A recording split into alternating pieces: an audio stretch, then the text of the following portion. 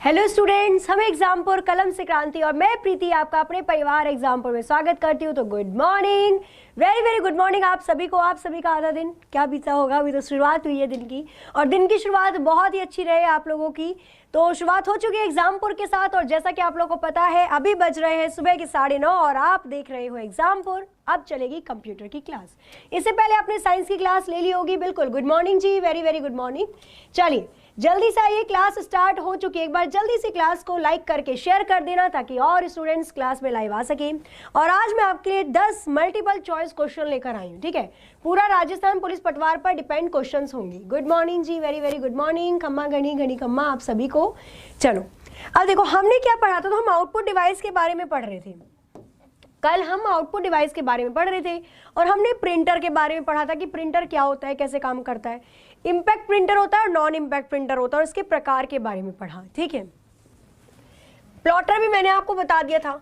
उसके बाद स्पीकर होता है, ये सिर्फ आउटपुट डिवाइस में थोड़ा थोड़ा बता रही हूँ, ज्यादा नहीं पूछेगा। वो स्पीकर होता है।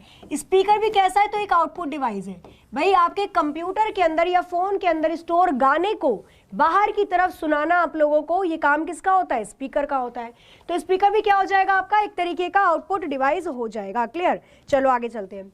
इसके बाद आउटपुट डिवाइस की अगर हम बात करते हैं तो हेडफोन। हेडफोन क्या है, तो हेडफोन भी आपका एक आउटपुट डिवाइस होता है। देखो हेडफोन हम सब जानते हैं क्या होता है। हेडफोन हम सब ने यूज कर रखा होता है ना। तो जो आप मतलब गाने सुनते हो ताकि और कोई डिस्टर्ब ना हो आपके गाने सुनने से, तो आप हेडफोन लगा के गाने सुनते हो ना, तो वो क्या करता है, आपके मोबाइल के अंदर की ध्वनि आपको बाहर की तरफ सुनाई देती है। तो ये भी आपका एक आउटपुट डिवाइस होता है। क्लियर, तो आउटपुट डिवाइस तो कंप्लीट हो चुके हैं, बाकी इसमें से और कुछ ज्यादा नहीं आएगा। और देखो आज क्या है, आज है आपका 16 सितंबर, है ना, 16 सितंबर, और आज है ओजोन डे। तो हैप्पी ओजोन डे आप सभी को। भाई अगर ओजोन की परत नहीं होती ना, तो हम लोगों सबको ना स्किन कैंसर हो गया होता। तो हैप्पी ओजोन डे, क्योंकि जो सूरज से निकलने वाली अल्ट्रा वायलेट रेज होती हैं, पैरा बैंगनी किरणें होती हैं, उनको मतलब एक तरीके से रोक कर रखती है ये ओजोन लेयर या ओजोन परत। क्लियर, चलो अंटार्कटिका के ऊपर ब्लैक होल हो चुका था। इसके मतलब अंटार्कटिका के ऊपर ब्लैक होल हो गया था, एक होल छेद कहते हैं ओजोन लेयर में। फिर साइंटिस्टों के द्वारा उसको भरा भी जा चुका है, ठीक है, लगभग। तो याद रखना आज क्या है, तो आज ओजोन डे है। तो हैप्पी ओजोन डे भाई आप सभी को।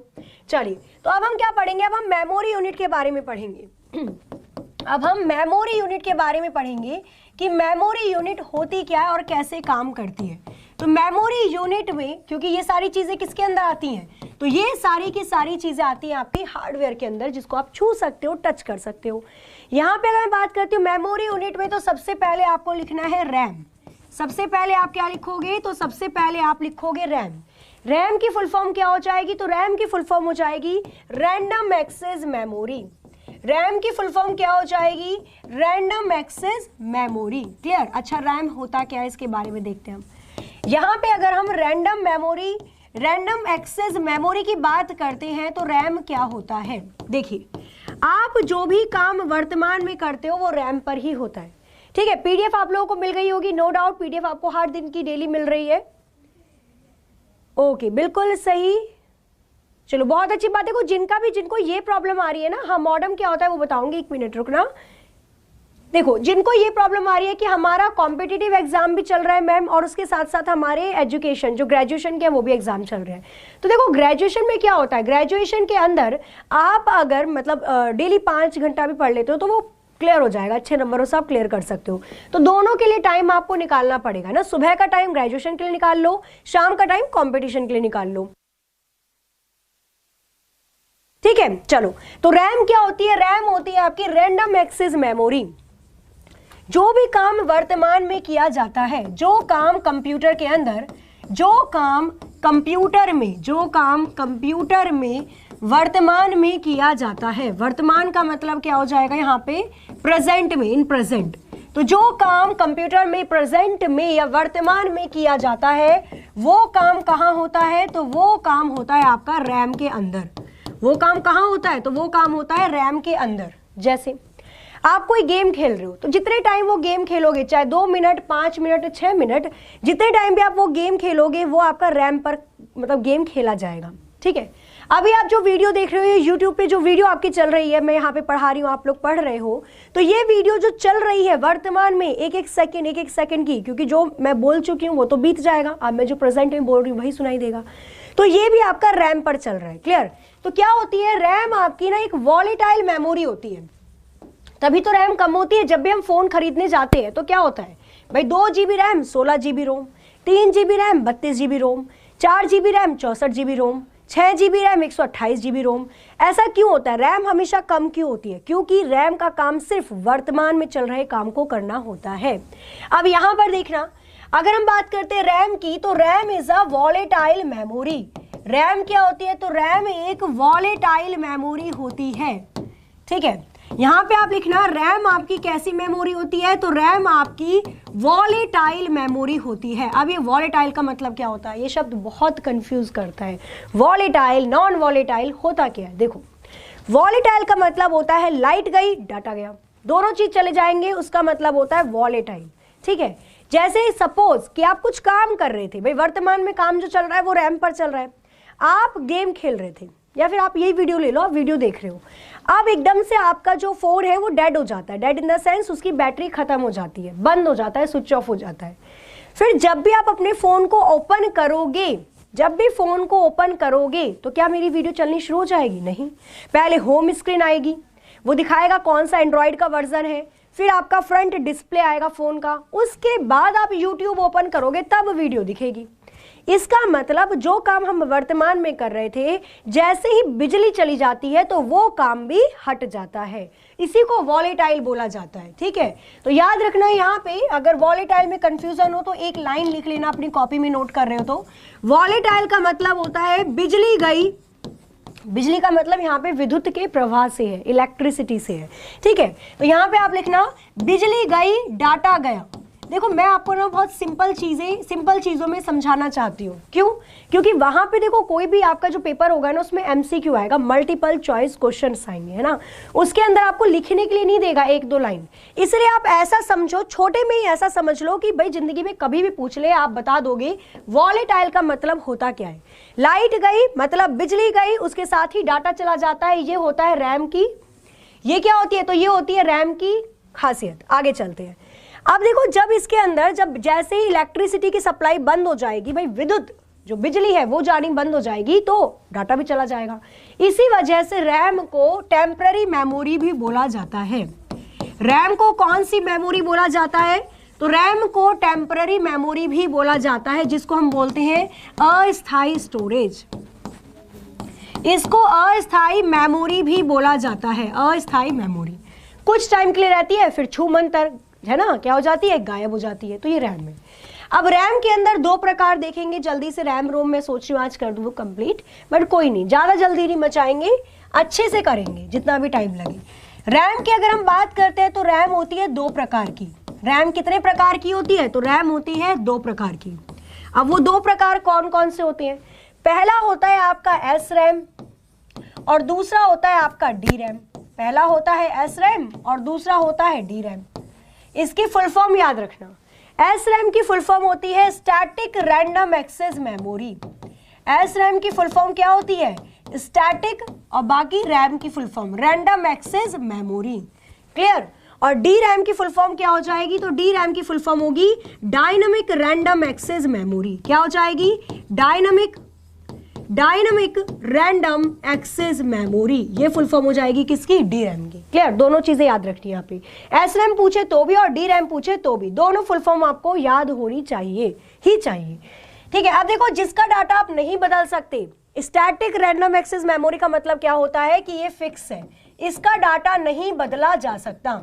और डायनामिक का मतलब है कि इसका डाटा आप बदल सकते हो, ये चेंजेबल होती है, आप इसका डाटा बदल सकते हो। ठीक है, चलो अब चलते हैं रोम की तरफ। रैम में बस इतना इंपॉर्टेंट था, इससे ज्यादा डीपली नहीं पूछता। बस याद रखना आप, रैम 2 प्रकार की होती है, एस रैम और डी रैम। रैम का काम क्या होता है? आपके प्रेजेंट, वर्तमान में चल रहे काम को चलाना। और रैम एक वॉलेटाइल मेमोरी होती है, बिजली गई डाटा भी चला गया, और जब बिजली जाती है डाटा चला जाता है, इसी वजह से इसको टेम्पररी मेमोरी या अस्थायी मेमोरी भी बोला जाता है। ठीक है, चलो अब चलते हैं हम रोम की तरफ, है ना। रोम क्या होगा, तो रोम की अगर हम बात करते हैं, रोम की फुल फॉर्म क्या हो जाती है, तो रोम की फुल फॉर्म हो जाती है रीड ओनली मेमोरी। रोम की फुल फॉर्म क्या हो जाती है, तो रोम की फुल फॉर्म हो जाती है रीड ओनली मेमोरी। क्लियर। अच्छा, अब ये क्या होती है भाई, रीड ओनली मेमोरी तो होती है, समझ गए हम, पर ये होती क्या है, क्या काम करती है, रीड ओनली मेमोरी। अब देखो, जहां पे रैम आपकी लाइट जाती थी तो डाटा भी चला जाता था, रोम के अंदर ऐसा नहीं होता। रोम बहुत सारी अलग अलग छोटी छोटी छोटी छोटी चिप में बटी होती हैं, जैसे सीमोस, बायोस, अलग अलग चिप होती है। रोम की अगर मैं बात करती हूं तो रोम आपकी नॉन वॉलेटाइल मेमोरी होती है। रोम कैसी होती है, तो रोम आपकी नॉन वॉलेटाइल मेमोरी होती है। कैसी, नॉन वॉलेटाइल मेमोरी होती है। अब नॉन वॉलेटाइल मेमोरी का मतलब क्या हो जाएगा, तो नॉन वॉलेटाइल मेमोरी का मतलब होगा बेशक बिजली चली जाए, है ना, अगर बिजली गई तो भी या तब भी, बिजली गई तब भी डाटा सुरक्षित है, मतलब डाटा स्टोर है, डाटा सिक्योर है। बिजली गई तो भी डाटा सुरक्षित है, ये किसके अंदर होता है, नॉन वॉलेटाइल के अंदर होता है। और जब बिजली जाने के बाद भी आपका डाटा 100% सुरक्षित रहेगा, इसका मतलब आपकी रोम एक परमानेंट मेमोरी होती है। कैसी होती है, तो रोम आपकी एक परमानेंट मेमोरी होती है। परमानेंट का मतलब क्या होता है, तो हिंदी में इसको बोलते हैं हम स्थायी मेमोरी होती है। कैसी होती है, तो ये आपकी एक स्थायी मेमोरी होती है। स्थायी मेमोरी की जो भी डाटा इसके अंदर है वो लंबे टाइम तक सुरक्षित रहेगा, जब तक खुद से आप उसको डिलीट नहीं करते। क्लियर। चलो आगे देखते हैं। हाँ, अब मुझे एक बात बताओ, कॉपी पेस्ट वाले प्लीज मान जाओ। अच्छा, कौन कर रहा है भाई कॉपी पेस्ट, मतलब मैं अभी देख नहीं रही हूँ कमेंट, तो आप शैतानियां कर रहे हो, पढ़ लो इस चीज को, ये चीज इंपॉर्टेंट है। मुझे एक बात तो बताओ, ये सारी चीजें आपकी लाइफ से जुड़ी हुई है ना, तो जब पढ़ाई करो सिर्फ पढ़ाई क्या करो। हाँ, बिजली गई डाटा नहीं गया, बिल्कुल सही, ठीक है। तो चीजों को जितना इंटरेस्टिंग बनाकर समझोगे उतनी चीजें आपको समझ में जल्दी से आ जाएंगी। क्लास अच्छी लग रही हो तो भाई क्लास को लाइक भी करते रहना। समझ में आया, स्क्रीनशॉट ले लेना। बाकी जिन्होंने 299 वाला कोर्स ले रखा है उनको पूरी मेरी हैंड रिटन, आप बोल सकते तरीके से पूरी पीडीएफ मिल जाएगी, ठीक है। और टेस्ट सीरीज आप लोग लगा रहे हो या नहीं लगा रहे, अगर टेस्ट सीरीज आप लोग लगा रहे हो तो उसके जो भी क्वेश्चन अटक रहे हैं ना कंप्यूटर के, वो मुझे ऑफलाइन कमेंट कर दिया करो, मैं आपको बता दूंगी नेक्स्ट क्लास में, ठीक है। चलो आगे चलें, तो ये चीज हो गई। अब रोम कितने प्रकार की होती है एक बार जल्दी से वो बता दो मुझे। हाँ, क्वेश्चन करवा रही हूं बस मैं, रोम के प्रकार लिखवा दूं, ठीक है। रोम कितने प्रकार के होते हैं, तो रोम आपके 3 प्रकार के होते हैं। एक होता है पी रोम, एक होता है ईपी रोम, और एक होता है डबल ईपी रोम, ठीक है। बस इसकी फुल फॉर्म देख लेना, फिर हम क्वेश्चन ही करवाते हैं। रोम आपके 3 प्रकार के होते हैं, पी रोम, ईपी रोम और डबल ईपी रोम। फुल फॉर्म क्या होती है, तो जल्दी से इसकी फुल फॉर्म देख लेंगे यहाँ पे। पी रोम की फुल फॉर्म होती है प्रोग्रामेबल, पी रोम की फुल फॉर्म होती है programmable read only memory, programmable read only memory. EPROM की फुल फॉर्म होती है इरेजेबल, ईपी रोम की फुल फॉर्म क्या होती है, इरेजेबल, और जो पी रोम की फुल फॉर्म लिखी है वो पूरी आ जाएगी, प्रोग्रामेबल रीड ओनली मेमोरी, ठीक है। क्या उसके बाद डबल ईपी रोम की क्या होती है, इलेक्ट्रिकल, इलेक्ट्रिकल या इलेक्ट्रिकली लिख लेना, electrically erasable programmable read only memory, बस, ठीक है। इसके बारे में कल और डिटेल से बता दूंगी, पहले हम क्वेश्चन कर लेते हैं। चलिए, हो गया। अच्छा, 4 प्रकार के होते हैं, जरा बताना मुझे चौथा प्रकार कौन सा है भाई। हाँ, 4 प्रकार की होती है, मतलब आज तक मैं अंधेरे में थी। हाँ, 3 प्रकार के ही होते हैं, वो चौथा प्रकार इनमें से किसी एक का होता है। चलो, आया समझ में, आगे चले। आप करते हैं क्वेश्चन, आ चुका है आपके स्क्रीन के सामने प्यारा प्यारा सा क्वेश्चन, ठीक है। चलो, तो यहाँ पे क्वेश्चन नंबर 1 आपके स्क्रीन पर ही रहा, और क्या दे रखा है, सर्वाधिक तेज गति का प्रिंटर कौन सा होता है। द फास्टेस्ट प्रिंटर इज, कौन सा होगा, सबसे तेज गति वाला प्रिंटर कौन सा होता है, laser printer, jet printer, thermal printer या daisy wheel printer.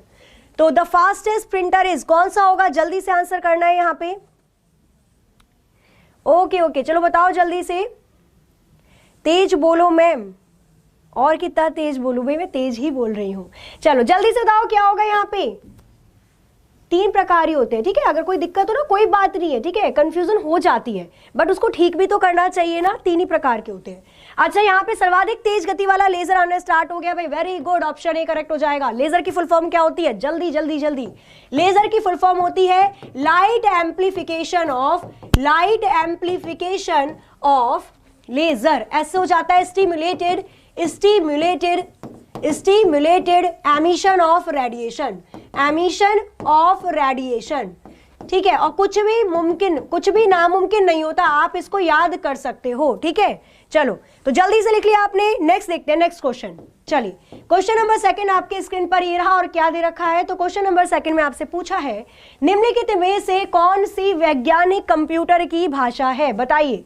Which of the following is a scientific computer language, इसमें से कौन सी भाषा है जो वैज्ञानिक इस्तेमाल करते हैं, मतलब वैज्ञानिकों के लिए इस्तेमाल होने वाली कौन सी कंप्यूटर की भाषा है। और इसके बारे में मैंने कल आपको बताया था, वैज्ञानिक इन द सेंस जो रॉकेट वगैरह भेजे जाते हैं ना ऊपर, जो सैटेलाइट्स वगैरह को भेजा जाता है, उपग्रह को भेजते हैं, तो उसकी कैलकुलेशन होती है कि भाई कौन सा अल्फा बीटा गामा, ये 3 इक्वेशन बनाई जाती हैं, उसके अकॉर्डिंग ही वो रोटेट करता है। तो इसके लिए हम जो वैज्ञानिक होते हैं वहां की एक भाषा को इस्तेमाल करते हैं और उसका नाम होता है, बिल्कुल सही, क्वेश्चन नंबर 2। अच्छा, कोई यहाँ पर कोबोल बता रहा है, पिटाई कर दूंगी मैं कोबोल वालों की। यहाँ पे आंसर आपका क्या हो जाएगा, यहाँ पे 410 सही आंसर होगा, ऑप्शन सही सी सही होगा। जिसका सही है लाइक करो भाई, लाइक करने में इतनी कंजूसी क्यों कर दो आप, हाँ इतनी कंजूसी क्यों। चलो तो यहाँ पे 410 बिल्कुल करेक्ट हो जाएगा और इसकी फुल फॉर्म होती है फॉर्मूला ट्रांसलेशन। इसकी फुल फॉर्म क्या होती है, फॉर्मूला ट्रांसलेशन, क्लियर। इसकी फुल फॉर्म होती है फॉर्मूला ट्रांसलेशन, याद रखना है इसको, फॉर्मूला ट्रांसलेशन, ठीक है, ट्रांसलेशन, बस इसको याद रखना है यहाँ पे।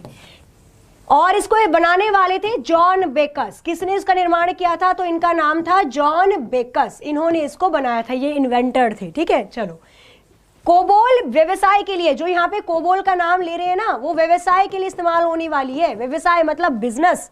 यहाँ पे वैज्ञानिक के लिए पूछा था, तो वैज्ञानिक के लिए क्या हो जाएगा, वैज्ञानिक के लिए 410 होगी। चलिए नेक्स्ट क्वेश्चन, क्वेश्चन नंबर 3 आपके स्क्रीन पर ये रहा और क्या दे रखा है। तो क्वेश्चन नंबर 3 आपको दिया एक पेन ड्राइव, इनमें से क्या होता है। पेन ड्राइव हम सब ने इस्तेमाल कर रखा है, देखा हुआ है। तो एक पेन ड्राइव क्या होता है, ऑप्शन सारे आपके स्क्रीन के सामने है।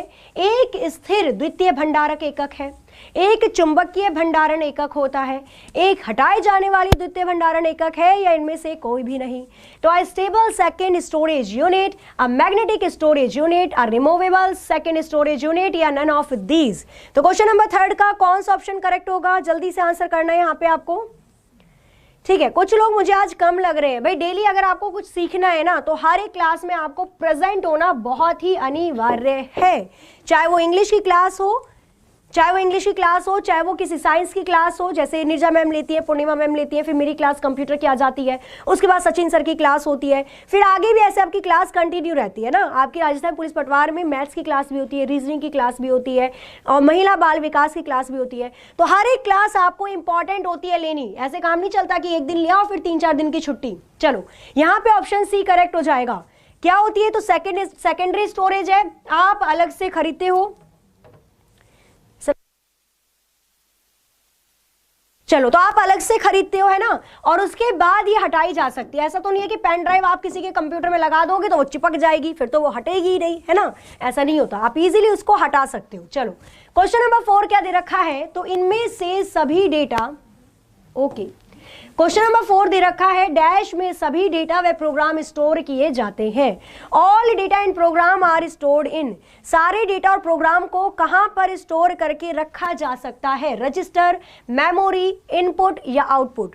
क्वेश्चन नंबर 4 के लिए कौन सा ऑप्शन करेक्ट हो जाएगा, क्वेश्चन नंबर 4 के लिए कौन सा ऑप्शन करेक्ट होगा, बताना है यहाँ पे जल्दी से। देखो वही चीज है ना, या तो एग्जाम नहीं होती, एग्जाम या तो फॉर्म निकलते हैं तो वहां पर सर्वर डाउन हो जाता है। चलो फॉर्म भी आपने भर दिया, एग्जाम की डेट नहीं आती, अब एग्जाम की डेट भी आ गई, अगर अब आप तैयारी नहीं करते ना तो उसमें गलती फिर आपकी होगी, ठीक है। चलो तो यहाँ पे क्या हो जाएगा, यहाँ पे आंसर आना स्टार्ट हो गया है, मेमोरी आंसर आ रहा है यहाँ पे। ओके, बी आंसर आना स्टार्ट हो गया सभी स्टूडेंट्स का, जो कि बिल्कुल सही है। मेमोरी क्या करती है, तो हर एक डाटा को और प्रोग्राम को अपने अंदर संग्रहित करके रखने वाली, स्टोर करने का मतलब होता है संग्रहित, अपने अंदर डाटा और प्रोग्राम को संग्रहित करने वाली क्या होती है, मेमोरी। बिल्कुल correct answer. Next question, question number 5 आपके स्क्रीन पर ये रहा, और क्या दे रखा है, 10 क्वेश्चन है भाई, जल्दी करते हैं। कंप्यूटर बंद होने पर इनमें से किसका कंटेंट नष्ट हो जाता है। The contents of dash are destroyed when the computer is shut down। जब आपका कंप्यूटर शट डाउन हो जाता है तो इनमें से किसका, मतलब कौन से पार्ट का जो डाटा है बिल्कुल छूमंतर हो जाता है, मतलब नष्ट हो जाता है। हार्ड डिस्क, इनपुट, आउटपुट या मेन मेमोरी। क्वेश्चन नंबर 5 का आंसर बताना है जल्दी से। हाँ देखो, पता है क्या होता है, हाँ मैं बताती हूँ, देखो क्या होता है। क्लास अगर नहीं हो पाती है ना किसी भी टीचर की, तो भाई उनकी तबीयत, ये दो चीज़ होती है, या तो अर्जेंट काम होता है, ठीक है, अर्जेंट काम नहीं था, तबीयत थोड़ी सी सही नहीं चल रही थी, इस वजह से क्लास नहीं हो पाई, ठीक है, हाँ, बट को कंटिन्यू हो जाएगी, जैसे सब कुछ सही होगी वैसे ही कंटिन्यू हो जाएगी, इस वजह से क्लास नहीं हो पा रही, सचिन सर की थोड़ी तबीयत ठीक नहीं है, ठीक है।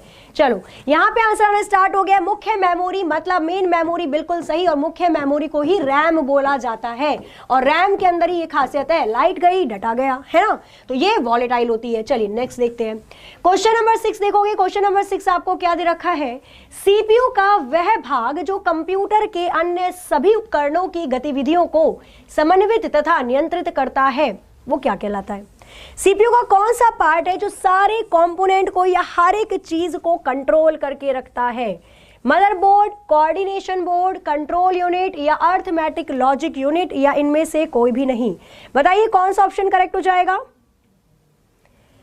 Okay, thank you so much Rao ji. नहीं, ये पीपीटी बना रखी है ना, हाँ डिजिटल बोर्ड पे तो मैं पढ़ाती ही हूँ, पीपीटी है ये, power point, MS power point हमने पढ़ा था ना, माइक्रोसॉफ्ट पावर पॉइंट, ये उसी पे बनाया गया है। चलो क्वेश्चन नंबर 6 का कौन सा आंसर होगा जल्दी से। यहाँ पर ए और सी आंसर आना स्टार्ट हो गया है। जिनका ए आया है गलत गलत गलत बता रहे हो, और जिनका सी आया उनका आंसर बिल्कुल ठीक होगा, तो करेक्ट कर लेना भाई, जिनका गलत हुआ है लिख लेना। क्या बोलते हैं, कंट्रोल यूनिट बोलते हैं। देखो आपका जो सीपीयू होता है ना, कंप्यूटर का दिमाग, सीपीयू सेंट्रल प्रोसेसिंग यूनिट, इसके 3 पार्ट होते हैं, arithmetic logic unit, control unit और मेमोरी यूनिट। कंट्रोल यूनिट का काम होता है पूरी सरसरी निगाहों से देखते रहना कि कहीं कोई इनपुट या आउटपुट गलत काम तो नहीं कर रहा, तो हर एक काम पे निगरानी रखने का काम किसका होता है, कंट्रोल यूनिट का होता है। क्लियर, चलो आगे चलते हैं। नेक्स्ट दे रखा है यहाँ पे आपको क्वेश्चन नंबर 7। क्वेश्चन नंबर 7 है, मदरबोर्ड पर सीपीयू तथा मदरबोर्ड पर लगे दूसरे पुर्जों को जोड़ता है, कौन जोड़ता है। देखो अगर मैं मदरबोर्ड की बात करती हूँ ना, मदरबोर्ड क्या होगा, फिक्र मत करो, एनिमेशन को तो मैं बहुत अच्छा कर दूंगी, बस आप पढ़ने वाले चाहिए, डेली रेगुलर बने रहो, पढ़ते रहो, ठीक है। पढ़ाई में यहाँ पे कंटेंट में कोई कमी नहीं मिलेगी, ठीक है, कुछ ना कुछ जरूर नया मिलेगा हर दिन। देखो आप अगर सीपीयू को क्या करोगे, खोलोगे, उसके पुर्जे पुर्जे अलग कर दोगे, तो क्या होगा, एक मदरबोर्ड निकलेगी जो कि डार्क ग्रीन कलर की या डार्क ब्लू कलर की होती है। क्यों, क्योंकि ये कलर जो इलेक्ट्रिसिटी है वो ज्यादा नहीं सोखते है ना, ये थोड़ा सा रिलीव कर देते हैं। अब इसके अंदर बहुत सारी चीजें लगी होती है, साउंड कार्ड, रैम, रोम, वीजीए, वीडियो कार्ड, बहुत सारी चीजें इस मदरबोर्ड पे लगी होती हैं। तो मदरबोर्ड को उन सब चीजों से कनेक्ट करने का श्रेय किसको जाता है, इनपुट को, सिस्टम बस को, एलयू का या प्राइमरी को। तो यहां पर सिस्टम बस बिल्कुल करेक्ट हो जाएगी, बिल्कुल सही भाई, ऑप्शन बी करेक्ट होगा, सिस्टम बस यहां पर बिल्कुल ठीक आंसर होगा। जैसे नॉर्मली बस का काम क्या होता है, एक जगह से दूसरी जगह यात्री को लेकर जाना और यात्रियों को लेकर आना, ऐसे ही सिस्टम बस का काम होता है मदरबोर्ड से पूरी चीजों को करना। क्वेश्चन नंबर 8, मदरबोर्ड है क्या है, इनमें से मदरबोर्ड क्या है। कंप्यूटर के ऑन करने पर एक्सेस किया जाने वाला पहला चिप, सर्किट बोर्ड जिसमें पेरिफेरल डिवाइस होती है वही जो सीपीयू चिप है, या सर्किट बोर्ड जिसमें सीपीयू और अन्य चिप लगे होते हैं, या प्रिंटर का भाग। क्वेश्चन नंबर 8 का कौन सा ऑप्शन करेक्ट हो जाएगा बताना है आपको। हाँ देखो, नाम मैं किसी का भी नहीं लेती है ना, क्योंकि यहाँ पर समानता का अधिकार है, सबको इक्वालिटी का अधिकार है। अगर मैं नाम एक ही स्टूडेंट का लूंगी तो जाहिर सी बात है मुझे सबका नाम लेना चाहिए, है ना। फिक्र मत करो, जिस दिन टेस्ट होगा ना, सरप्राइज टेस्ट लूंगी, उस दिन नाम लूंगी। क्वेश्चन नंबर 8 आपका होमवर्क हो जाएगा, क्योंकि क्लास देखो ओवर करनी है, नेक्स्ट क्लास भी आप लोगों की होनी है। क्वेश्चन नंबर 8 आपका होमवर्क होगा, नहीं नहीं नहीं नहीं, यहाँ नहीं करना है, यहाँ पर आपको क्या करना है, ऑफलाइन कमेंट करना है।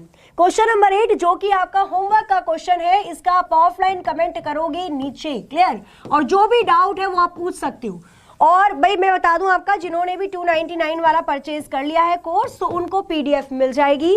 और जो भी टेस्ट सीरीज आप लगा रहे हो, कोई भी क्वेश्चन अगर छुटका मुटका जैसा भी क्वेश्चन अटकता है ना, डायरेक्ट पूछ लिया करो ऑफलाइन, ताकि मैं उसका आंसर नेक्स्ट क्लास में बता सकूं। चलिए, तो क्लास को हम यहीं तक रखते हैं।